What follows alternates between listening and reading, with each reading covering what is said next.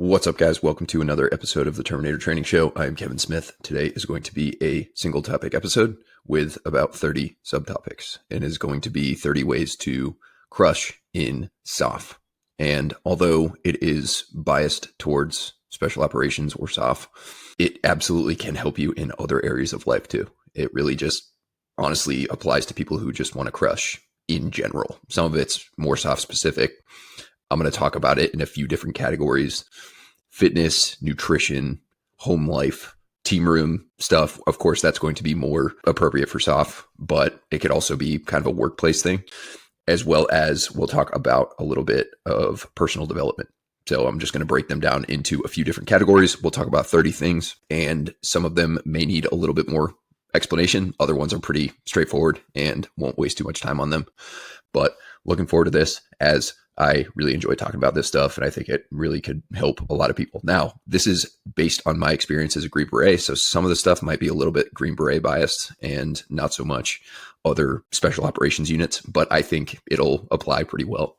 And also, just a disclaimer, this is not stuff that I have mastered, even now as a former SOF guy, and some of the things I certainly struggled with when I was still in. So this is a lot of the stuff that I have been working on myself, but don't take this as like me preaching as a former SOF guy from the comfort of my armchair, because hindsight is always 20/20. And I absolutely am not going to claim that you need to do all these things perfectly, or that I do all of these things perfectly. So it's just ways to improve, and hopefully you can kind of take it as such and implement certain things into your life to help you either get to SOF if you're aspiring SOF, which probably most people listening to this show are in that category, or if you're already in SOF, or even if you're not, if you just want to be a better human and function better and really exceed the standards in whatever you're doing. So that's the goal. Before we hop into the first one, the TTM SOF bundle is currently on sale for 25% off with the code SOF25. That is 4 different programs plus the recovery guide and ebook. Jack Gazelle 2, the 2 and 5 mile program, SFAS prep, and the SOF prep recovery and nutrition guide. Those are individually on sale. So that is just part of the SOF bundle. You don't have to purchase all of them, but either way, if you are interested, this will be in the description and you can go check that sale out. It ends at the very end of March. So March 31st at 11:59 p.m. So with that out of the way, let's hop into number 1 in this. The first 10 or so are going to be fitness and training related. However, they do have, especially this first one, has applications for more than just training. And that is to generalize, don't specialize. In other words, be a jack of all trades, but a master of none. In other words, if you are trying to be elite at any one single thing, training wise, whether it's endurance, speed, strength, whatever, by default, you're going to have to put other things to the side. And because there are so many different situations in SOF where different forms of fitness or different fitness attributes are appropriate or required, if you're really, really good at just one thing, that is by default going to mean that you're not as efficient or not as capable in other areas. So you want to make sure that you are identifying your weaknesses. Oftentimes, our weaknesses match up to the things that we don't like training the most. And oftentimes our strengths are the opposite. We usually enjoy doing things we're good at. So this is definitely something I struggled with. I was always really strong for my size and for compared to my endurance levels. And I also had really good endurance, but I definitely let mobility, I definitely let agility, speed and power, like shorter distance speed and power, kind of fall, not by the wayside, but definitely they were lacking compared to the other strengths that I had. So when you're thinking about going about your training, identify your weaknesses, work on bringing those up, maintain your strengths, and ensure that you are okay with being pretty good, above average at pretty much every fitness discipline, but not elite at any single one. So that is number 1. Let's get into number 2. Consistency trumps everything.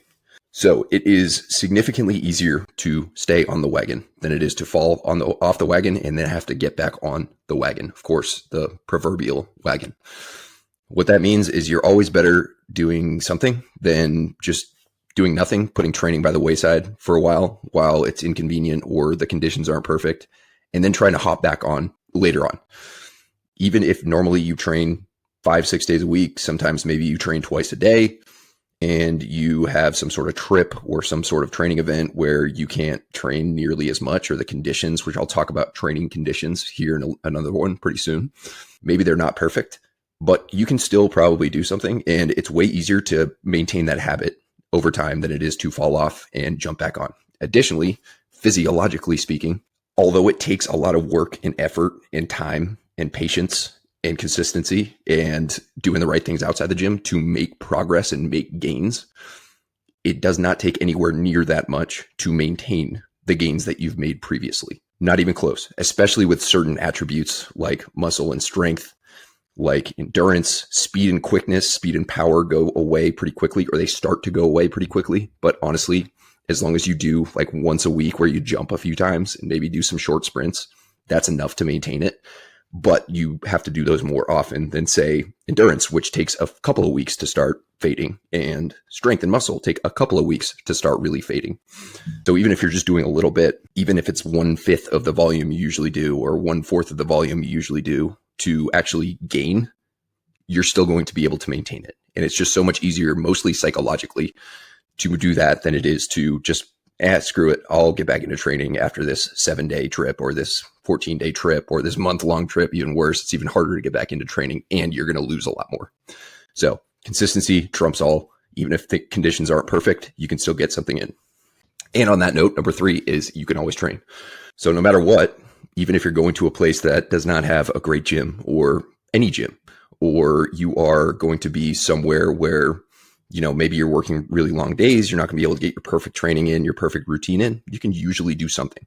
You can throw a ruck on and go for a walk. You can go for a jog. All you need is running shoes.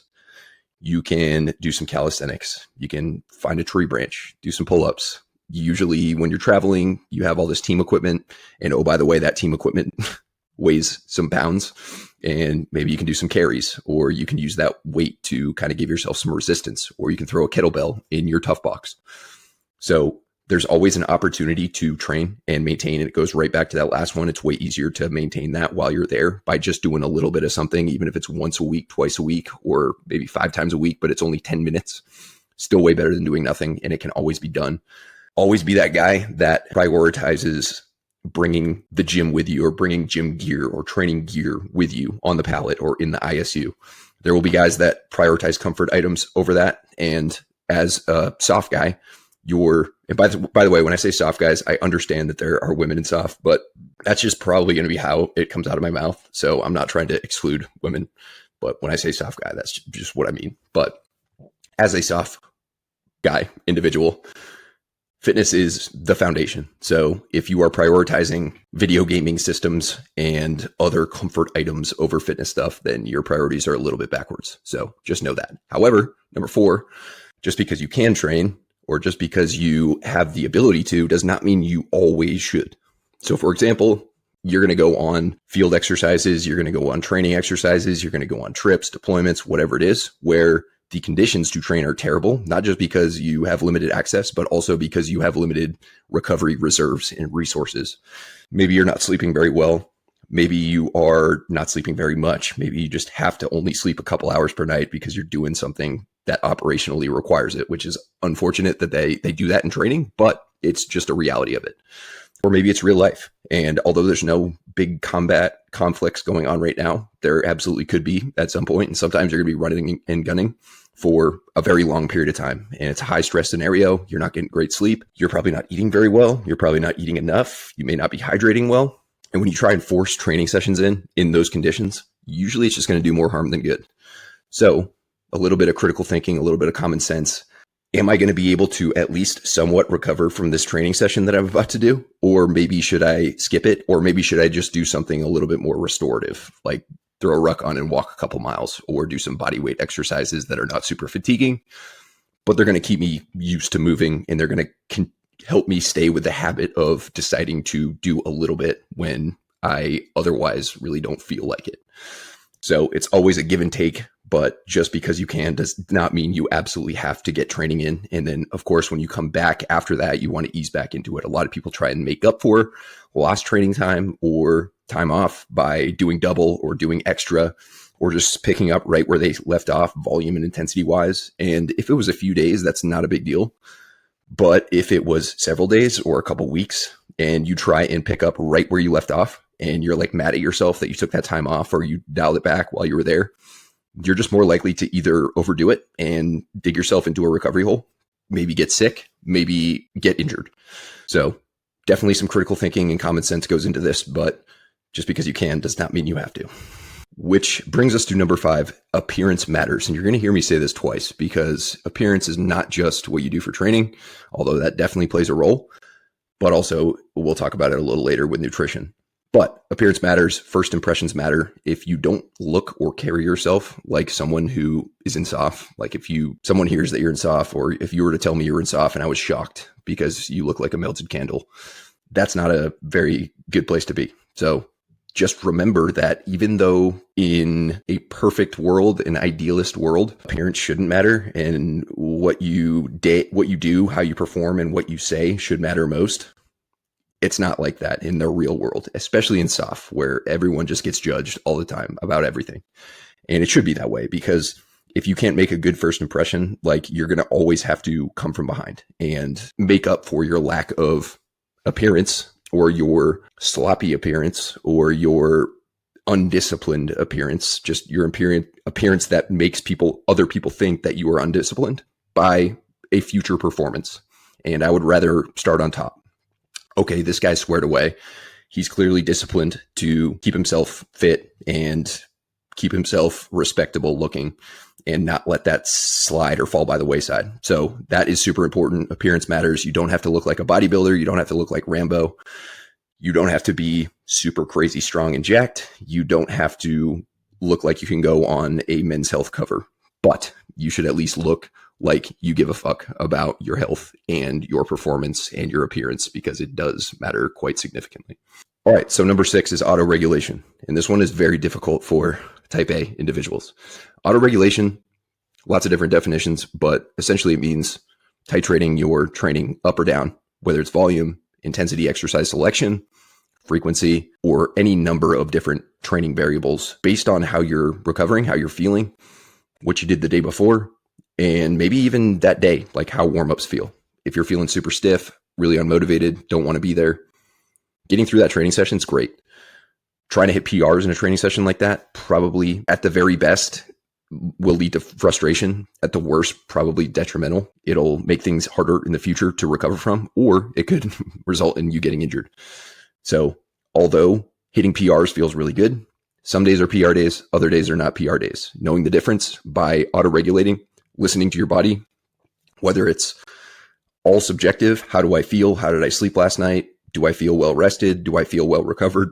Do I feel ready to go and smash a really hard, demanding workout? Or do I not feel like those things? Or if it's a combination of subjective and objective, like looking at your sleep score and looking at your resting heart rate in the morning, maybe you do some other form of pre-training questionnaire, subjective and objective metrics to kind of see where you're at. You don't have to get super duper down into the details. And for some people, subjective is a little better than objective. I never recommend going just objectively, like only listening to your Whoop or only listening to your Oura Ring or your Garmin watch, which may tell you that you are, not ready to train, or you are ready to train. You always want to be mindful of how your body feels. So if anything, a combination of subjective and objective data is a good thing to factor in. And just remember that not every day you have to go and smash and leave the gym feeling like you just went through a spin cycle. And that brings us perfectly into number 7, which is train to be a war hero, not a gym hero. Yeah, I know that kind of sounds lame and a little bit trite, but this is something that I struggled with quite a bit throughout early stages of my career, where I would just take training and physical fitness so seriously that it would negatively affect the way that I performed and thought and made decisions and felt throughout the rest of the day. And that can be problematic, because when you're in SFAS, you are training to do your job better. You're not training to get better at gym performances, if that makes sense. Of course, gym performances and your numbers can be a great proxy to show whether you're getting better or not. That's totally fine. And it's totally fine to chase other goals besides just getting better at your job. Of course, we're all human and we have our goals and our desires. So your training doesn't have to just be job specific, but if it is so grueling and demanding and fatiguing that it detracts from your performance or your detracts from your decision making or your reactivity or something that could potentially put your teammates or yourself at risk, then that is not a good thing. So your training should enhance your job performance, not detract from it. And always remember that. Of course, way easier said than done. Something that I struggled with early on and even towards the end. And even now, sometimes I train so hard that I struggle to do my job. And my job doesn't even really involve anything crazy like it used to. So just keep that in mind. Every training session has a benefit, but also a potential trade-off and a cost. And that is usually fatigue, soreness, or just general lethargy. And you want to work towards balancing everything so that you can show up and perform well on the job. Which brings us to number 8, endurance matters.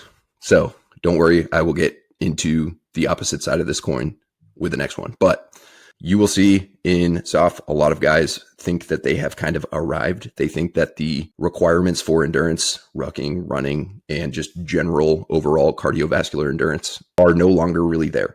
And they've already done the hard part, the things that require endurance in the past. And now that they're in their SOF unit, they can just go get jacked and strong, or they can just go work on their Olympic lifts, or they can become CrossFit athletes, or whatever it is. But I'm here to tell you that endurance does matter. And you'll hear people say this quote that really irritates me all the time. And that is, I will never run 2 miles or 5 miles in combat. Maybe so. Very unlikely, although it's not impossible, very unlikely that you'll have to run 2 miles and 5 miles in combat. And zero chance you'll have to do it in PTs.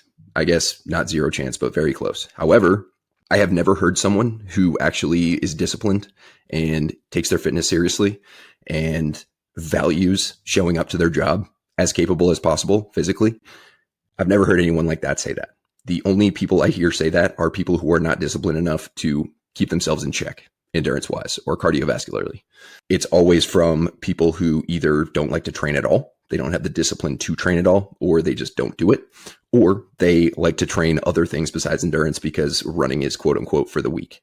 Don't be that guy. There have been, and there will continue to be many situations, both real life and training, that the team is limited by a weak link on that team. And it's usually not a strength issue. It's usually an endurance issue, whether you're doing a long foot movement or whether you are just running and gunning house to house and you have to keep up and you're doing all these dynamic movements and maneuvers inside and outside houses. And you have to go continuously for several minutes, maybe even longer than that. And there's often one guy who just can't keep up with any of those things. And it is a problem and it's not something to shoot for. So endurance matters, treat it seriously, and you will be good to go. However, opposite end of the spectrum, number 9 is strength matters too. So even though the Army, especially, maybe the military, but especially the Army, loves themselves a fast runner.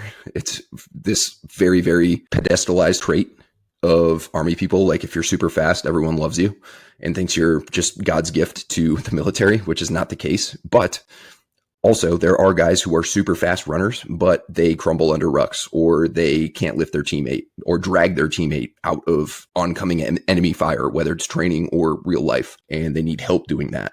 You are also a liability to your team if you lack strength so much that you can't go for extended foot movements with weight on you, or even worse, you can't at least help your teammate get out of the line of fire by dragging them behind cover, let alone actually picking them up and carrying them a good distance. So strength does matter too.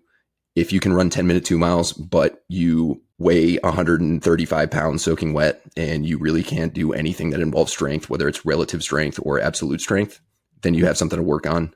Just remember, strength matters. So does endurance. Those ones are huge. And the last one for fitness and training, number 10, is a very simple one and not very tangible, but it is be a fucking athlete. Don't be a NARP. A NARP is a non-athletic regular person. Of course, I'm not saying you have to be some former Division I athlete that's a superstar at a bunch of different sports. However, rule number 1 in SOF is always look cool. And if you are generally unathletic, which means you aren't very fast. You aren't very strong. You aren't very quick. You don't look very graceful when you do things like that involve a little bit of coordination or proprioception, body awareness.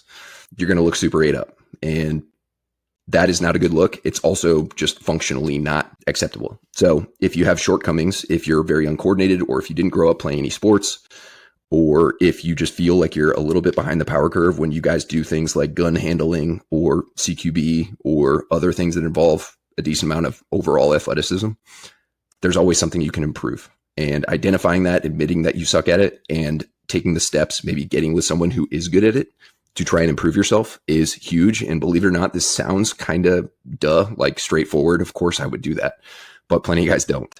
So that's why I'm saying it. So although it's not very tactical or tangible, be a fucking athlete. If you're not athletic, make it so that you are athletic. And beyond that, make sure you look cool. All right, that rounds out the fitness related ones. We're going to get into some lifestyle/home life. I kind of put these in the same category because a lot of the lifestyle things you're going to be doing involve doing it at home, but there's also a home life category, like how to treat people that are not in the workplace, your family, your friends, your kids, your spouse, and so on and so forth. So that'll be the next few. Number 11, sleep is not for the weak. Although the military, at least the Army, almost wears lack of sleep, the ability to perform off lack of sleep, as a badge of honor, that is not the way that you should be going about your life. Of course, there will be times where you can't sleep the same way that you normally would or that you'd like to. That is inevitable. I would not try and recommend somehow figuring out a way to sleep 8 hours every single night, no matter what. That is just completely unrealistic. However, there will be times where you can make the right decisions and make the right sacrifices and do the right things throughout the day, as well as before you go to bed, as well as daily waking up and sleeping at the same time or similar times. That will greatly enhance your sleep if you do them, or greatly detract from your sleep if you don't do them. And the thing about sleep is poor sleep affects literally every single physiological, cognitive, even psychological function in your body. But on the bright side, good sleep positively affects all those functions. So if you want to feel better, perform better, think more clearly, have better moods, be more articulate, make better decisions, have faster reaction times, shoot better, be better at keeping situations safe, look after your teammates more. If you want to do all those things, then getting great sleep is going to be a massive part of that. So even though you might hear and see and be in situations where people kind of downplay the importance of sleep, don't be that guy, especially when you have the ability, when you're not in a situation where you can't optimize your sleep. Don't be that guy that just says, screw it, I'll sleep when I'm dead, or we'll see. If I'm tired, I'll go to bed, or whatever, I'll stay up a little later tonight. Don't be that guy. Take your sleep seriously. It's going to improve your health. It's going to improve your performance and just generally make you a more effective soft guy. And along the same lines, number 12, stress management is not for the weak either. This might be even more of a polarizing topic in soft. Soft guys think that they can just ignore and override any and all stress, and they can just continue to perform regardless of physical stressors, psychological stressors, and so on. And yes, soft guys are handpicked and selected because they are really good at handling and managing stress and still performing really well when stress is high, sleep is low, which usually a great way to make someone more stressed is to take sleep away from them, which is something that you'll find quite often throughout military training pipelines, soft training pipelines. However, it is a very stressful job. There's nothing about soft that is not stressful. You're always expected to perform. You're always expected to do your job. You're always expected to not fuck up. And that can be a big burden. And that is just day-to-day life too. You have other stressors like outside of the workplace. You have physical stressors from training. You have past experiences that may induce stress in you, PTSD or post-traumatic stress symptoms that can increase your overall stress load. And those things are serious. And if you just try and ignore and override and just kind of sweep them under a rug or kick the can down the road to deal with it at a different time, eventually you're not going to be able to handle it. And it's going to detract from your performance cognitively, as well as personally, as well as relationships, as well as physically. And that's not what you want. So doing things like breath work, doing things like journaling, doing things like God forbid, going to a therapist or a chaplain and talking about some of your issues, some of the things that are bothering you. Meditation, going for walks in nature, all pretty simple things, but all things that most soft guys are they don't want to get caught red-handed doing, which is unfortunate. So take that shit seriously. Stress management, something that I never even gave a shit about until later in my career. And I wish I had done it way sooner, because it is something that will really improve your life in many different ways. And once you start doing it, you'll be like, oh my God, I can't believe I wasn't doing this before. This makes everything so much easier. So don't sleep on stress management, but sleep a lot. The last two. All right. Number 13 is kind of a funny one, but also it's kind of serious based on what I've seen. Drink water, but not all the water. So most soft guys I would say most type A personality individuals either forego water. They're just like, I'm totally fine. I don't need water. I don't even think about it. Whatever. I'll live off caffeine and nicotine all day and drink beers by night. Or they know that drinking water and being hydrated is a good thing. So they just drink inordinate amounts of water. And there's middle ground. And the middle ground is where you want to find. So being dehydrated is not good. Being overhydrated by drinking a gallon and a half, 2 gallons plus of water, just pissing every 30 minutes, completely clear. Your piss just looks just like water. That's not good either. And the signs and symptoms are very similar. The common denominator is you and your ability to be aware of whether you just drank a shit ton of water or you didn't. So usually you're going to know whether you're hydrated or dehydrated by asking yourself, did I just drink a ton of water or not? And the weird thing is, if you drink a ton of water, like way too much water, especially when you're not also taking in electrolytes or eating food with a lot of salt in it, you're going to feel dehydrated. You're going to feel thirsty, like you should drink more. But if you just drank a gallon of water and you're pissing every 30 minutes and it's clear and it looks just like the water that you are drinking, you probably don't need more water. Even though you are feeling thirsty, it's not that. You probably need to stop drinking water, eat some salt, actually allow your body to hold on to some of the water and put it into use, put it into the bloodstream instead of just flushing it straight out your kidneys, and just take a little bit of a chill pill from drinking all that water. So drink some water, drink plenty of water, but don't drink all the water, and you're going to be good to go. All right. Number 14 is beers, cigs, and bangs. Bang energy drinks are optional. They are not required, although you will see a lot of guys using them quite often. In fact, some guys literally live, and I'm not even joking. I had a couple guys on my most recent team that would have usually four bangs a day, which each bang is 300 milligrams caffeine. And both of them smoked and dipped. And then around 4 o'clock, 5 o'clock, the beer light would go on and it's time to go to beer. And they would drink a little bit of water in certain scenarios, but some days, if we're just not doing really all that much physically, they wouldn't drink any water. Like, no joke, maybe a glass of it at home or something when they're done drinking. But they basically lived off these things. And especially when you're a new guy and you are trying to fit in, it's going to be very tempting to join the crew. And of course, there's nothing wrong with dabbling in these things once in a while, but there's a lot wrong physically, as well as like job performance wise, as well as career progression wise, of relying on these things or constantly giving in to these vices. So just remember that they're optional and you can make a different decision. You don't have to drink when the beer light's on. It's okay if you don't have multiple bangs per day. You can have no caffeine if you want. You can have a little bit of caffeine. It's okay to use nicotine. Ideally, you probably don't want to smoke. You're better off using Zyn or some other sort of nicotine-only pouch to get your nicotine fix. But at the same time, I'm not recommending that. I'm just saying like those are better options than dipping a can and a half a day or smoking a pack a day. So they are optional. You don't have to partake. You can. Just make sure you are moderate about it and you don't go off the rails and start relying on it or living off it.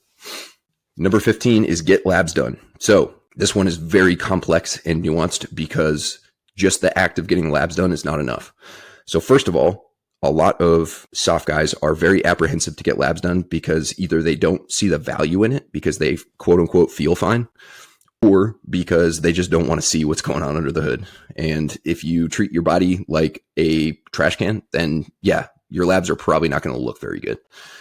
But the problem, even if you do get labs done through the military, is they only really look for things that are like big time red flags. So they look for things that are either going to make you sick, diseased, or potentially dead in the future, rather than looking for things that are going to help you optimize and feel great and perform well and do your job at your best ability.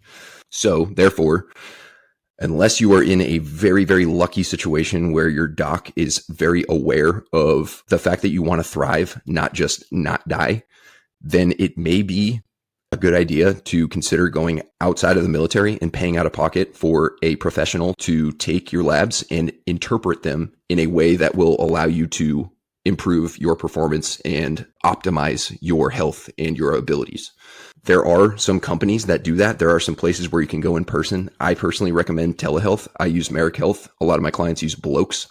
I will link those in the description if you're interested, but they're used to working with people who want to optimize and thrive, not just not die and not be diseased.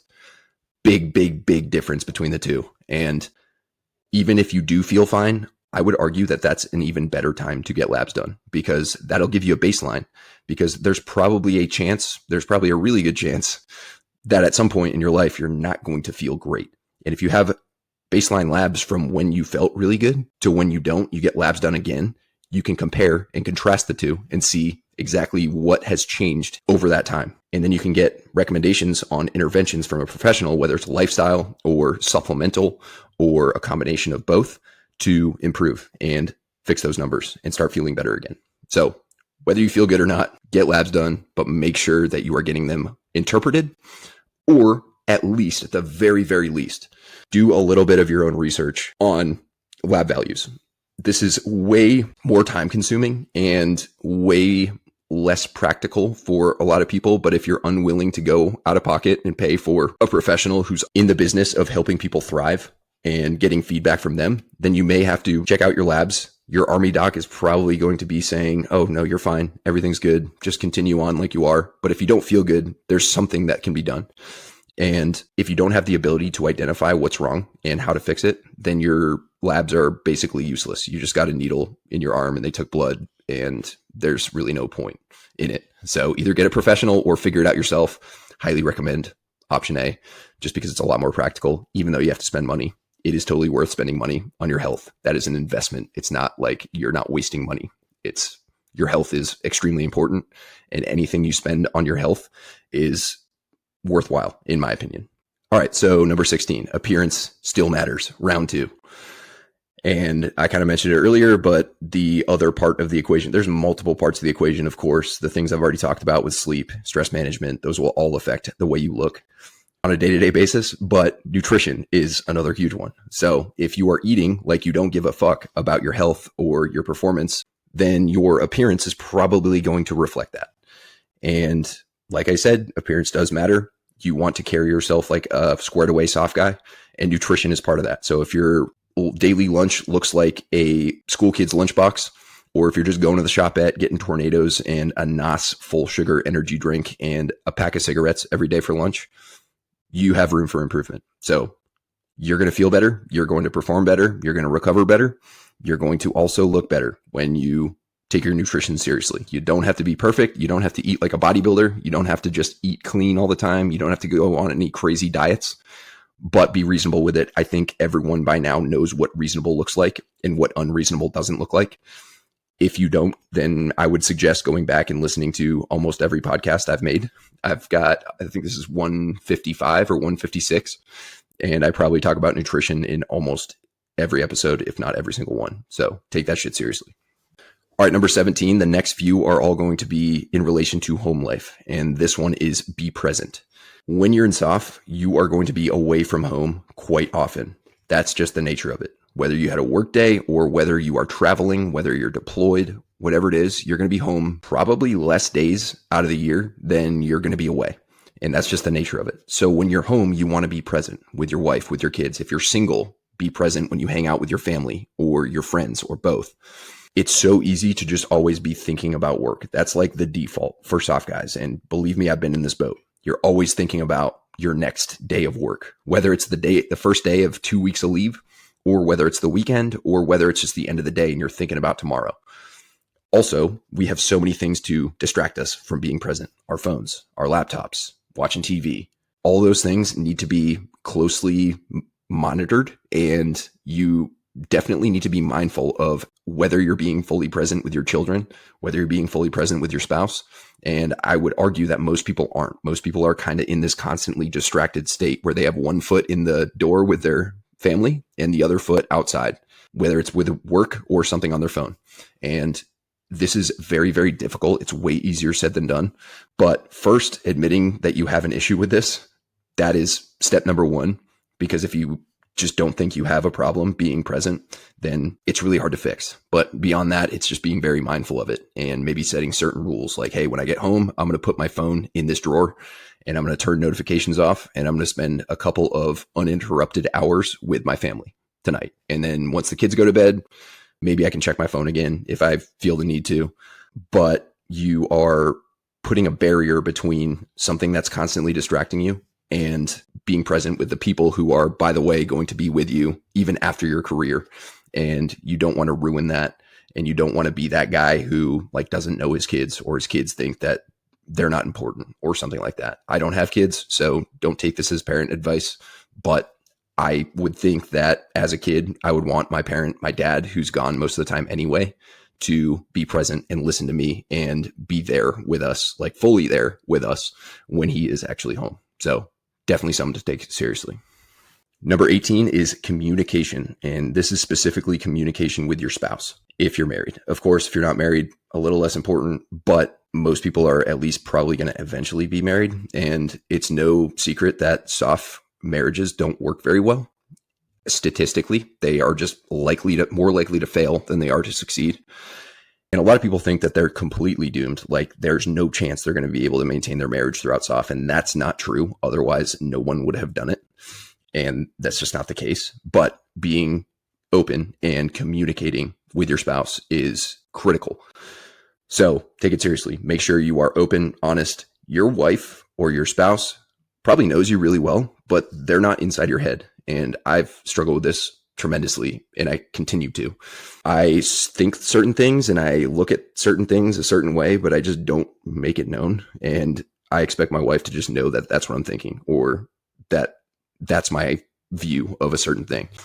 And it's just not how it works. They can't read your mind. So communication, you don't have to just tell them every single little tiny detail, but at least be honest with them, be open with them. Make your needs known. That's another thing like I struggle with is I never, ever make my needs known. And I've gotten better at it recently, but like I've always struggled with that.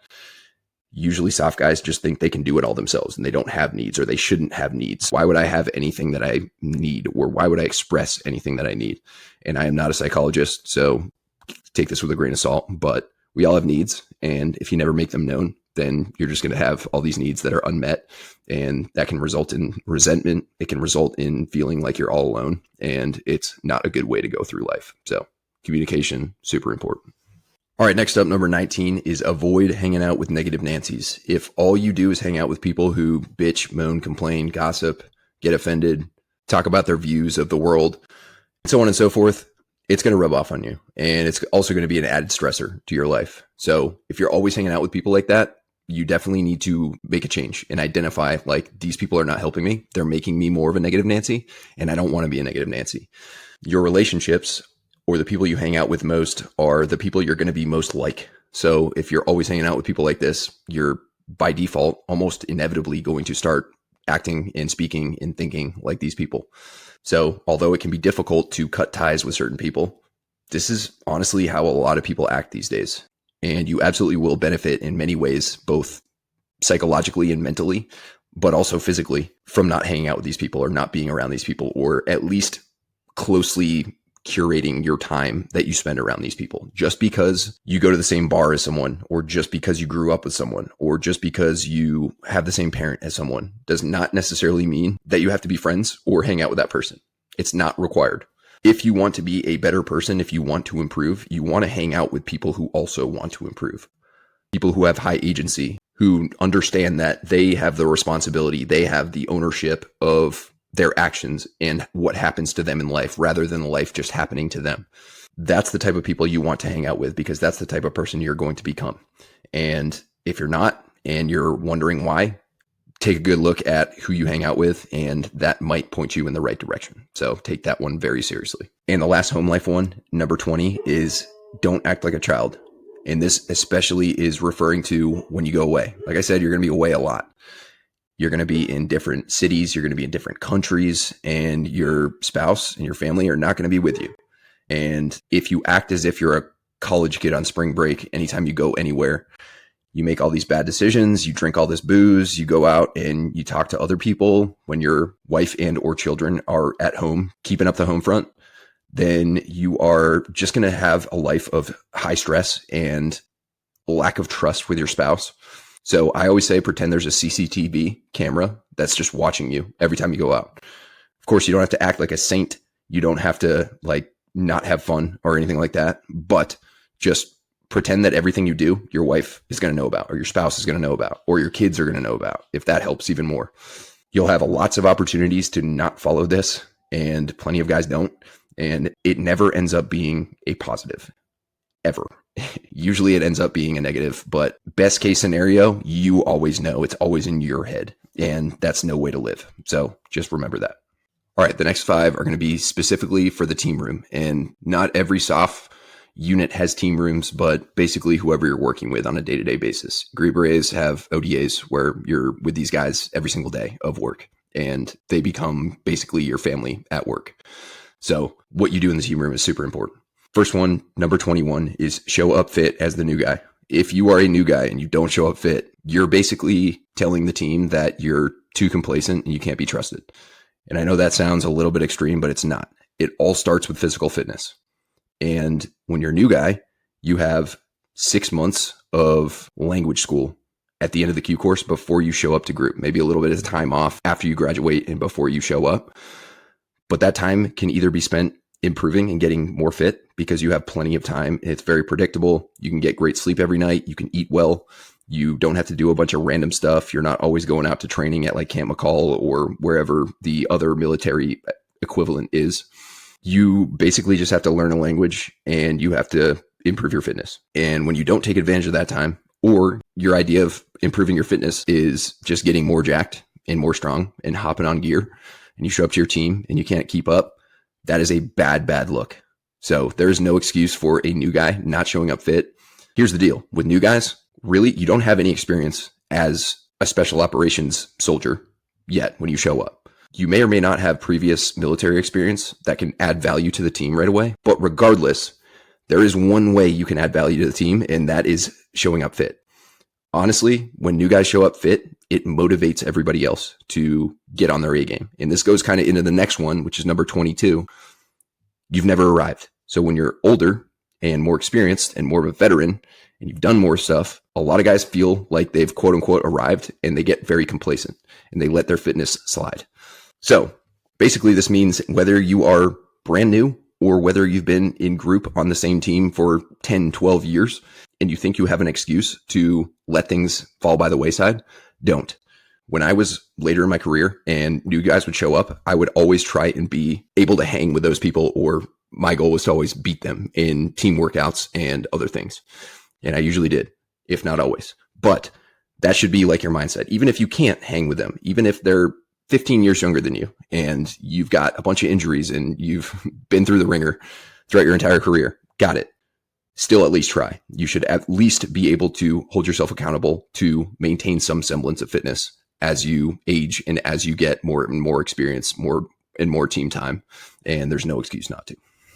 Number 23 is listen well. And this does not just mean wait for your turn to speak. A lot of people think, okay, I'll listen and then I'll speak immediately. I'll wait for my turn. Being a really good listener is a life skill that most people don't have, but it is a massive life skill. Believe it or not, when you're a really good listener and you ask people appropriate follow-up questions, or you carry a conversation because you just listen to what they said very well, or you repeat back like what you heard from what they said, people are going to think you're more charismatic. That is a fact. You don't have to be super funny or super witty or really, really loud or really just grabbing everyone's attention all the time in every single room you walk into. If you're a really good listener, people are going to think that you're awesome. It's this weird like reverse charisma thing. but it's absolutely the case. So don't just wait your turn to speak. Don't interrupt people. Listen to what they say and carry on a conversation or ask follow-up questions or respond appropriately to what they said.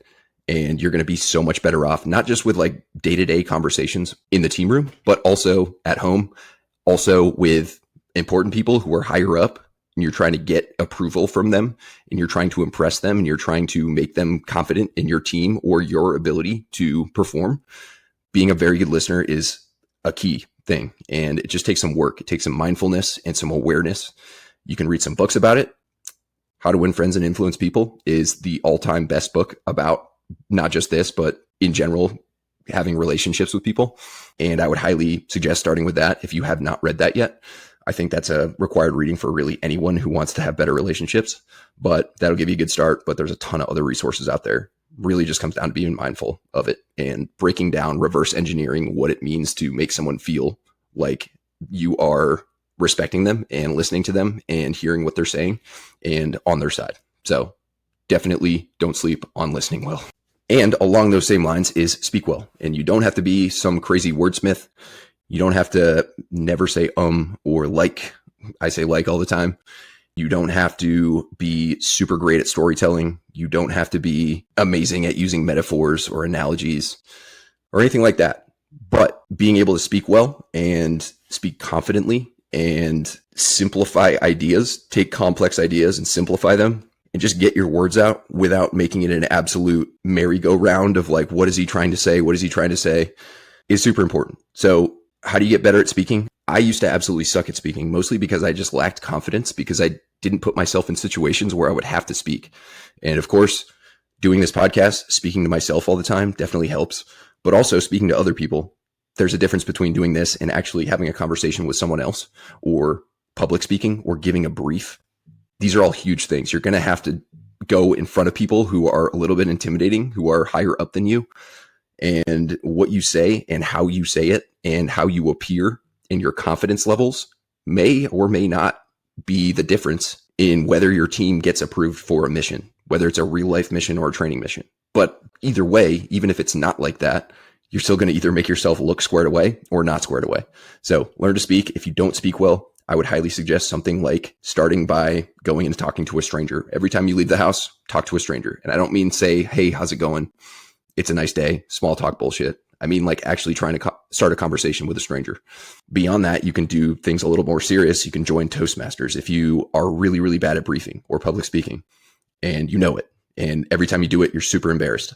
Toastmasters will solve that. It's going to involve a lot of discomfort, but it is definitely something to consider. Or you could do improv. Improv's another great option. I've never done improv myself. However, I have heard of many people who have, and it helps them break through that barrier, that fear of speaking to other people or speaking in front of a bunch of people. And it's going to make it so that you are able to kind of carry a conversation however that conversation goes. And it's just another tool or another strategy that you can use to improve your speaking. Some people are just naturally really good at it. Usually people who are good at speaking have done a lot of it and they have broken through any sort of fear of it. If you're introverted, I would argue this is even more important. I'm very introverted. And so I would much rather just be in a room by myself and alone with my thoughts than around other people. But I force myself, with the help of my wife, who is more extroverted and more social, to get in situations where I have to talk to people and be around people and build relationships with people. And it's been hugely beneficial for my mental health as well as just my general confidence when it comes to speaking. So definitely take the ability to speak well very, very seriously. And I can't emphasize that enough. All right, number 25 is FITFO. Have a FITFO mindset. FITFO means figure it the fuck out. If you don't know the answer to something, it doesn't have to stay that way. You can figure out the answer to something, whether you have to ask someone, whether you have to try a few different things, whether you have to research it, whether you have to go and build a relationship with someone and have them help you figure it out. It is the only option. You don't have the option as a soft guy to be like, well, I don't know. I'm just going to let it remain that way. I'm just not going to figure it out. If you develop that FITFO mindset, it's going to help you in more ways than one. You're going to be able to figure stuff out that are important to the team's success and your success, but also it's going to help you in life. The ability to figure things out is a massive life skill. And a lot of people just kind of like, oh, I don't know the answer to that. So, okay, I'm just not going to dig any deeper into it. And I'm just going to leave it that way. And that's not a great mindset to have in general. It's actually non-negotiable to not have that mindset in SOF. All right, the last 5 are going to be personal development. There's so many more than 5, but these are some of the top 5 that I came up with. So number 26 is reading isn't weak. The most successful people in pretty much any area of life are usually avid readers. And that is probably not coincidental. It is probably an indication that reading more will make you a more effective human in pretty much every area of life, whether it's communication, whether it's productivity, whether it is business, whether it is leadership, or any number of different things that can help with your personal development. Reading about it is almost like a cheat code. Reading a book about a certain topic or multiple certain topics is like a cheat code. It is the author as well as all of the people and all the research that the author has put into that book, all that combined, put into the pages of the book, and you can get all that information by reading it instead of having to find it for yourself or try a bunch of things that don't work and then eventually try and figure something out. Reading is like a cheat code, and it's very, very important. And also, number 27, the next one, listening is not the same as reading. So there's nothing wrong with listening to podcasts, listening to audiobooks, and learning from that. However, you don't get the same benefit listening as you do from reading, mainly because most people really struggle to pay attention. Most people have super short attention spans. And when you're reading, you have to pay attention. When you're listening to something, you don't necessarily have to be paying attention to it the entire time. And you're going to miss things. And you're not going to be able to form ideas in your head. And you're not going to be able to kind of think and process these things that you're reading. You're just listening. And then the person keeps speaking and speaking and speaking, even if you are paying close attention to it. Additionally, reading will make you a better writer. And you don't have to be like a master writer if you're a SOF guy. You definitely don't. There are plenty who are not. But there are plenty of SOF guys that can't send an email without a couple guys on their team proofreading it and making sure it doesn't look absolutely ate up. And that's not where you want to be. There are other guys who can't be trusted to make some sort of basic PowerPoint presentation without a bunch of typos or without a bunch of grammar errors or without a bunch of sentences that are not actually sentences or writing as if they were speaking. There's a difference between a conversation, how you would talk in a conversation, and how you would put that same idea on a PowerPoint presentation in front of important people who are judging you. So you don't have to be a master writer. Like I said, you don't have to be an essayist, but I would absolutely consider, even if you do like listening to podcasts and even if you do like listening to audiobooks, still make sure that you're doing at least a little bit of reading. And also, this wasn't necessarily one of them, but practice writing. Do some journaling. Type things out. Writing is a great way to formulate ideas from your head and actually organize them and put them into something comprehensible. So I find that getting some writing in every day or almost every day is usually a really good idea. So at minimum, make sure you read so you know what right looks like, and you don't need an adult to walk you through or proofread every single thing you produce in writing. Number 28 is learn about business, money, leadership, productivity, communication, and so on and so forth. All of these things are going to help you not only in your SOF career, but also after. There's life after SOF. And if you just have no idea about any of this stuff, you're going to be drinking from a fire hose afterwards, unless you want to just go work at Home Depot or something, which is nothing wrong with that. But if you want to do something productive and you want to do something fulfilling and you have a plan for after SOF, or if you have a plan to do something while you're in SOF, especially money wise, like you're not going to get paid a ton when you're in the military, but some guys are way more wealthy than other guys, despite the fact that they get the same pay. And if you learn a little bit about money and investing and finances and building wealth, you're going to be so much better off when you're done. And you aren't just living paycheck to paycheck and never investing anything. I did not start doing this until much later than I wish I would have, but it is definitely something I would recommend getting a jump start on, as well as all the other things I mentioned: business, leadership, productivity. All those things are just going to enhance your life in many different ways, to include day-to-day life in the team room and in SOF. Number 29 is learn to identify and work on your weaknesses. So this is mostly like character weaknesses, not physical weaknesses. But most people have no idea what their weaknesses are. And I didn't know what my weaknesses were until I was asked by a very important person to identify some of my weaknesses. And I just couldn't come up with really anything, not because I don't have weaknesses, but just because I was totally oblivious to them. However, guess who is probably very, very much aware of your weaknesses, your character weaknesses? Your spouse, your brother or sister, your parents. your best friend who is honest with you and willing to give it to you straight. So take that slice of humble pie and ask them, hey, what do I suck at? What could I work on? What do people perceive about me that I may not be aware of? And there are endless resources to go to work on whatever your weaknesses are. And there are endless ways to practice bringing that up. But that's really what it takes. It takes figuring out what your weaknesses are, being uncomfortable and humble, accepting the fact that they're your weaknesses, learning how to fix them, and then actually going and doing the work to fix them. A lot of people skip that last part. They'll read all about it and they'll learn all about it and be like, oh, I'll just be like that. That's not how it works. You actually have to go practice it. So just definitely take this one seriously. And everyone has weaknesses, and you don't necessarily have to make your weaknesses like extreme strengths. But if they're glaring weaknesses, they're definitely holding you back in some way, shape, or form. And it would be beneficial for you to go to work on bringing them up. And lastly, but not leastly, be curious. I believe that being curious is the master success trait. Successful people in any walk of life are very curious. They ask questions. They do their own research. They question authority. They don't just go with the flow. They try and find out about many different things. And it doesn't really matter. Like, you don't have to always use your curiosity to like make yourself better or make yourself more equipped to like start a business or be successful or anything like that. You can go learn about random stuff. Like, for example, I'm really curious, and sometimes I spend a bunch of time reading about space or World War II or plane crashes, things like that I'm just curious about. I'm never going to use this stuff in my life necessarily. Believe me, I'm curious about a lot of things that I do use for my benefit, but I'm also curious about other things. And just being curious is huge. It's really hard to explain like why it's so important. But if you just aren't interested in anything and then you're not curious about the inner workings of certain things, then you're kind of just going through life, like going with the flow. And I don't think that's a really enjoyable way to go about life. And I don't think it's a trait of people who are driven and who have big goals and who want to achieve big things and improve themselves. So being curious, that's the last one we're going to talk about. Very important. If you're not curious, you can become curious. You just kind of have to make that decision and start reading about something or start listening to podcasts about something that maybe piques your interest, and you'll probably become more curious about the thing as you go.